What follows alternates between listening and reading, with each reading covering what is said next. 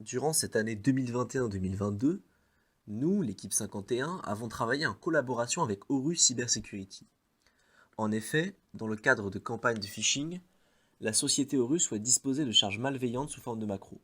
Mais avant de vous parler de notre projet, nous allons vous expliquer ce que sont les macros. En programmation, une macro-commande est une suite de commandes.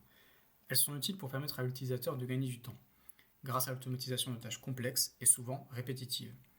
Cependant, une macro écrite sur un logiciel de la suite Office peut contenir du code malveillant et ainsi exécuter des commandes non désirées par l'utilisateur. Le projet avait alors pour objectif de nous faire découvrir les macrovirus ainsi que leurs pouvoirs de nuisance. Pour mener à bien ce dernier, nous sommes passés par 3 étapes majeures.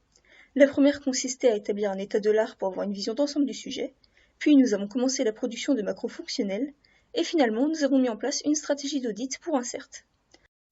Nous avions donc commencé par l'écriture de l'état de l'art, qui s'est fait en deux parties.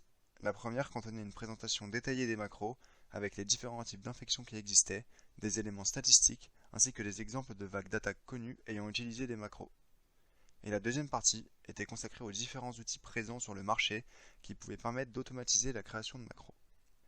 Ainsi, les différentes données et informations obtenues grâce à l'état de l'art nous ont permis de commencer le développement et l'écriture de diverses macros malveillantes.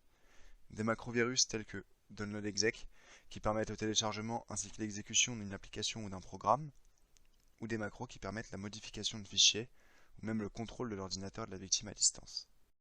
Et finalement, en utilisant des outils qui permettaient d'évaluer le niveau de menace d'une macro, nous avons mis en place une méthodologie d'analyse en 5 étapes pour Insert.